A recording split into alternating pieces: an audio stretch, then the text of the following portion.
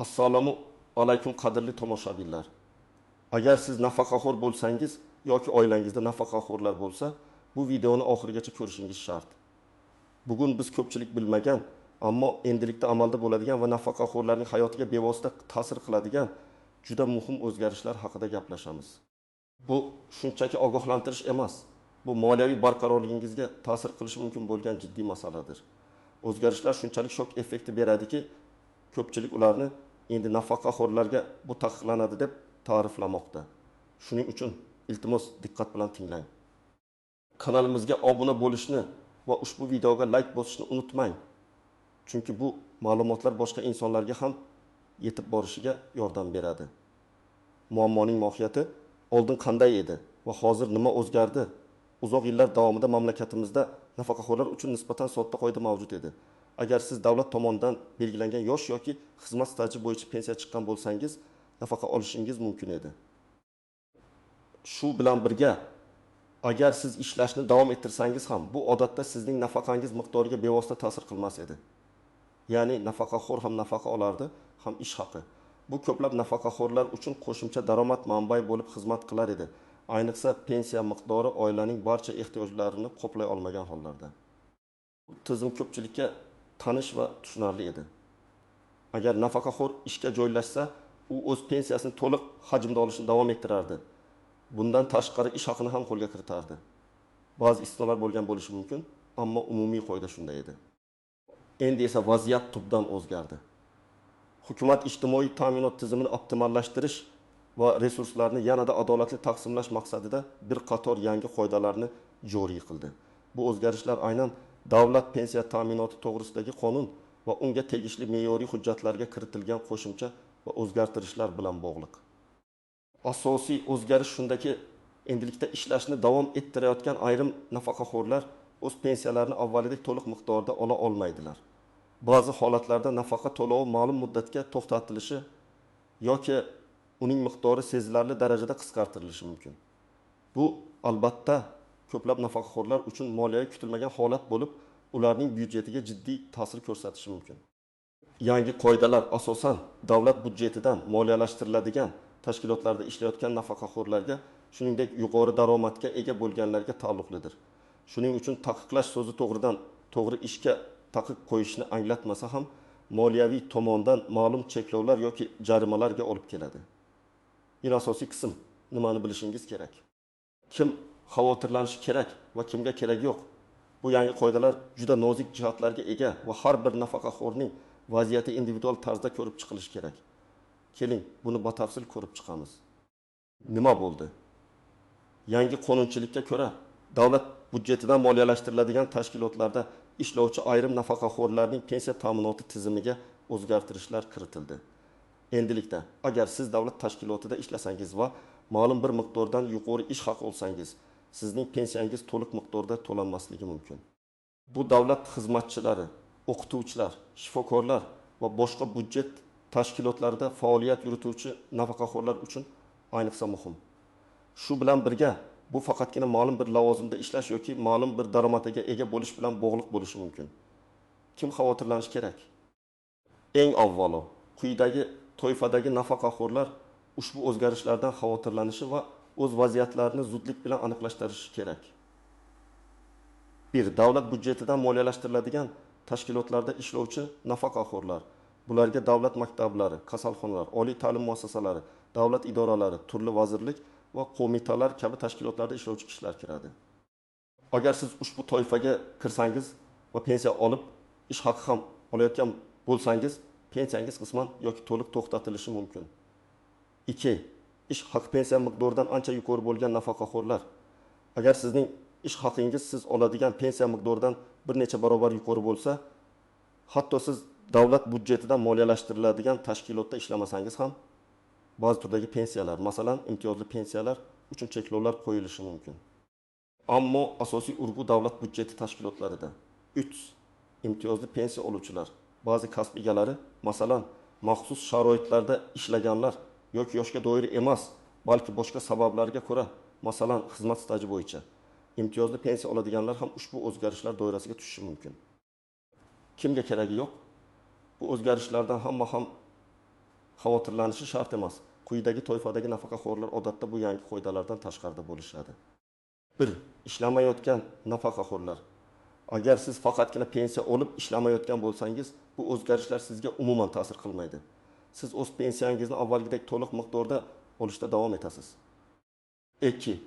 Nodavlat tashkilotlarda yoki xususiy sektorda ishlovchi nafaqaxo'rlar. Agar siz masalan xususiy korxonada, xususiy maktabda, xususiy shifoxonada yoki boshqa nodavlat tashkilotda ishlayotgan bo'lsangiz, odatda bu cheklovlar sizga taalluqli emas. Ya'ni siz ham pensiya, ham ish haqi olishda davom etishingiz mumkin. Ammo bu yerda ham ba'zi noaniqliklar bo'lishi mumkin. Shuning uchun aniqlashtirish zarar qilmaydi. Nogironlik nafaqasi oluvchilar. Nogironlik nafaqalari odatda alohida qoidalar asosida tartibga solinadi va ularga nisbatan ishlash bilan bog'liq boshqacha yondashuvlar mavjud bo'lishi mumkin. Ko'pincha ularga ishlashga ruxsat beriladi va bu ularning nafaqa miqdoriga ta'sir qilmaydi. Ayniqsa agar ish qobiliyati cheklangan bo'lsa. 4. Juda kam daromad oladigan nafaqaxo'rlar. Agar siz ishlashni davom ettirsangizda, sizning ish haqingiz minimal miqdordan past bo'lsa yoki shartnoma asosida bajariladigan bir martalik ishlar bo'lsa, bu ham pensiyangizga ta'sir qilmasligi mumkin. Keling, bir nechta aniq real hayotiy misollarni ko'rib chiqaylik. Misol, davlat maktabida ishlaydigan sobiq o'qituvchi Farida opani olamiz. U 10 yoshga kirib, yoshga doir pensiyaga chiqqan. Lekin sog'ligi yaxshi, bilimi bor. Shuning uchun o'zi 10 yil ishlagan davlat maktabida yana to'liq stavkada dars berishni davom ettiradi. U oyiga 2 million so'm pensiya olardi va 3 million so'm ish haqi olardi. Jami 5 million so'm daromadi bor edi. Yangi qoidalarga ko'ra, Farida opa davlat budjetidan moliyalashtiriladigan tashkilotda ishlayotgani uchun uning pensiya to'lovi qayta ko'rib chiqiladi. Endi unga pensiyasining ma'lum bir qismi to'lanmasligi yoki hatto to'liq to'xtatilishi mumkin. Chunki u ish haqi ham olmoqda. Masalan, unga faqat ish haqi to'lanib, pensiyasi to'xtatilishi mumkin. Yoki pensiyasining faqat 20% to'lanishi mumkin. Bunday holda uning oylik umumiy daromadi 5 million so'mdan 3 million so'mga yoki 3 million + 20 million dar million so'mga kamayadi. Bu uning oilaviy byudjetiga jiddiy ta'sir ko'rsatadi. Uning uchun bu xabar shok bo'ladi. 2 misol, xususiy kompaniyada ishlaydigan sobiq muhandis. Mirjalol aka 65 yoshda. U yirik davlat korxonasida muhandis bo'lib ishlagan va pensiyaga chiqqan. U oyiga 2 million so'm pensiya oladi. Pensiyaga chiqqandan so'ng u tajribasini baholab xususiy qurilish kompaniyasida maslahatchi bo'lib ishga kirdi. U yerda oyiga 4 million so'm maosh oladi. Jami 6 million so'm daromadi bor edi. Mirjalol aka nodavlat tashkilotda, ya'ni xususiy kompaniyada ishlayotgani sababli uning pensiyasi yangi qoidalar bo'yicha cheklovlarga uchramaydi. U pensiyasini ham, ish haqini ham to'liq hajmda olishda davom etadi. Uning uchun hech qanday o'zgarish yo'q. O'ta misol, nogironlik nafaqasi oluvchi va yengil ishda band bo'lgan shaxs. Gulsara opa yoshligidan nogironligi bor. U ikkinchi guruh nogironligi bo'yicha nafaqa oladi. Oyiga 20 million so'm. Uyda o'tirgisi kelmaydi va o'zining qo'l mehnati bilan, ya'ni hunarmandchilik bilan shug'ullanadi. Mahsulotlarni bozorda sotadi va oyiga o'rtacha 8 ming so'm daromad oladi. Gulsara opaning nogironlik nafaqasi uning ish haqi daromadi bilan bog'liq emas. Nogironlik nafaqasi alohida qonunlar asosida tartibga solinadi va uning ishlashi odatda nafaqasiga ta'sir qilmaydi. Uning umumiy oylik daromadi 2-3 million so'm bo'lib qolaveradi. U xavotirlanishi shart emas. 4 misol, yuqori lavozimli, yuqori daromadli ishlayotgan nafaqaxo'r. Jamshid aka davlat xizmatidan pensiyaga chiqqan. U yuqori lavozimlarda ishlagan va endi 70 yoshda. U oyiga 3 million so'm pensiya oladi. Pensiyaga chiqqaniga qaramay, u davlatga tegishli yirik aksiyadorlik jamiyatining kuzatuv kengashiga a'zo bo'ldi va u yerda katta gonorar oladi. Oyiga 10 million so'm. Jamshid aka davlatga tegishli korxonaning kuzatuv kengashida yuqori gonorar evaziga faoliyat yuritayotgani sababli uning pensiya to'lovlari ham cheklanishi mumkin. Uning misolida yuqori daromad tufayli pensiyaning to'liq miqdori to'lanmasligi yoki qisqartirilishi ehtimoli juda yuqori. Aynan shu kabi holatlar davlat tomonidan ikki tomonlama daromadni cheklashga qaratilgan bo'lishi mumkin. Bu misollar sizga vaziyatning qanday o'zgarishi mumkinligini aniq tasavvur qilishga yordam beradi. Asosiy farq shundaki, davlat budjetidan moliyalashtiriladigan tashkilotlarda ishlovchi nafaqaxo'rlar eng ko'p ta'sirga uchraydi. Ikki asosiy qism: qoidalarga istisnolar, to'siqlar va noaniq jihatlar har qanday qonunda bo'lgani kabi bu yangi qoidalarda ham istisnolar, diqqat qilish kerak bo'lgan to'siqlar va bir qarashda ko'zga tashlanmaydigan noaniq jihatlar mavjud. Ularni bilish sizga to'g'ri qaror qabul qilishda yordam beradi. Qoidalarga istisnolar, afsuski har bir soha uchun aniq istisnolar ro'yxati hozircha to'liq shakllanmagan bo'lishi mumkin. Ammo umumiy amaliyotga ko'ra ba'zi istisnolar bo'lishi mumkin. 1. Madaniyat, san'at, sport va ilm-fan sohalari. Ba'zi mamlakatlarda o'qituvchilar, olimlar, san'atkorlar va sport ustalari kabi mutaxassislarga yoshiga qaramay o'z sohasida faoliyat yuritishga rag'bat berish maqsadida ularning pensiyalariga tegmaslik amaliyoti mavjud. Agar mamlakatimizda ham shunday istisnolar joriy etilsa, bu sohalarda ishlayotgan nafaqaxo'rlar uchun yengillik bo'ladi. Masalan, professor o'qituvchilar, xalq artistlari yoki sport faxriylari o'z pensiyalarini to'liq olgan holda ishlashni davom ettirishlari mumkin. 2. Kam daromadli ishlar. Agar nafaqaxo'rning ish haqi minimal iste'mol xarajatlaridan yoki belgilangan biror miqdordan past bo'lsa, u holda pensiya to'lovi saqlanib qolishi mumkin. Bu asosan o'zini o'zi band qilgan yoki yarim stavkada ishlaydigan nafaqaxo'rlarga tegishli bo'lishi mumkin. O'tu, alohida turdagi pensiyalar. Yuqorida aytib o'tganimizdek, nogironlik nafaqalari, boquvchisini yo'qotganlik pensiyalari kabi ijtimoiy himoyaga muhtoj toifalar uchun mo'ljallangan pensiyalar odatda ish bilan bog'liq cheklovlarga uchramaydi. Ularning maqsadi insonning hayot kechirishi uchun minimal sharoitlarni ta'minlashdir. 4. Qishloq xo'jaligida band bo'lganlar. Ba'zi hollarda qishloq xo'jaligi sohasida band bo'lgan nafaqaxo'rlar uchun alohida yengilliklar ko'zda tutilishi mumkin. Chunki ularning ishi mavsumiy xususiyatga ega bo'lishi va doimiy daromad keltirmasligi mumkin. To'siqlar va noaniq jihatlar. 1. Daromadini yashash xavfi. Yangi qoidalardan qochish maqsadida ba'zi nafaqaxo'rlar o'z daromadlarini rasman ro'yxatdan o'tkazmasdan yoki qora ish haqi olishga intilishlari mumkin. Bu katta to'siq, chunki birinchidan qonunbuzarlik hisoblanadi, ikkinchidan kelajakda qo'shimcha pensiya hisoblash uchun stajga kirmaydi. Va uchinchi, eng muhimi, hech qanday ish kafolat, kasallik varaqasi, ta'til puli va boshqalar bilan ta'minlanmaydi. Bunday harakatlar jiddiy huquqiy oqibatlarga olib kelishi mumkin. 2. Yangi hisoblash usullarini tushunmaslik. Pensiya fondi o'zgarishlarni amalga oshirganda pensiya miqdorini hisoblash usullari ham murakkablashishi mumkin. Ko'pchilik nafaqaxo'rlar bu murakkablikni tushunmasligi natijasida noto'g'ri ma'lumot olishi yoki o'z huquqlarini to'liq anglamasligi mumkin. Masalan, ish haqi va pensiyani qanday nisbatda qisqartirish kerakligi, qaysi qismiga soliq solinishi, qaysi biri soliqdan ozod qilinishi aniq bo'lmasligi mumkin. 3. Qo'shimcha imtiyozlarni yo'qotish. Pensiya miqdorining kamayishi bilan birga ba'zi nafaqaxo'rlar uchun beriladigan boshqa ijtimoiy imtiyozlar, masalan, kommunal to'lovlar uchun subsidiyalar, bepul yo'l haqi ham qayta ko'rib chiqilishi yoki butunlay bekor qilinishi mumkin. Chunki ularning umumiy daromadi oshib ketgan hisoblanadi. Bu zanjir reaksiyasi har bir nafaqaxo'r uchun o'ziga xos tarzda namoyon bo'lishi mumkin. 4. Yarim stavka va to'liq stavka o'rtasidagi farq. Qonunda yarim stavkada ishlaydigan nafaqaxo'rlar uchun alohida yengilliklar ko'zda tutilganmi yoki yo'qmi? Bu ham muhim jihat. Agar yarim stavka ish ham to'liq stavka kabi qattiq cheklovlarga duchor bo'lsa, bu ko'plab nafaqaxo'rlarning ish topish imkoniyatlarini yanada qisqartiradi. 5. Yakka tartibdagi tadbirkorlik yoki o'zini o'zi band qilish. Yakka tartibdagi tadbirkorlik faoliyati bilan shug'ullanuvchi yoki o'zini o'zi band qilgan nafaqaxo'rlar uchun qoidalar qanday bo'ladi? Ularning daromadlari qanday hisobga olinadi va bu pensiya to'lovlariga qanday ta'sir qiladi? Bu ham dolzarb savol. Odatda o'zini o'zi band qilgan shaxslar uchun soliq va ijtimoiy to'lovlar tizimi alohida tartibga solinadi va bu pensiya masalasiga ham ta'sir qilishi mumkin. 6. Pensiya fondi va ish beruvchi o'rtasidagi ma'lumot almashinuvi. Bu tizim samarali ishlash uchun pensiya fondi va ish beruvchilar o'rtasida ma'lumot almashinuvi mexanizmlari qanday yo'lga qo'yiladi? Ish beruvchilar o'z ishlarining pensiya maqomi haqida ma'lumotga ega bo'ladilarmi va ular qanday hisobotlar taqdim etishlari kerak? Bu jarayonlarning shaffofligi va tezkorligi juda muhim.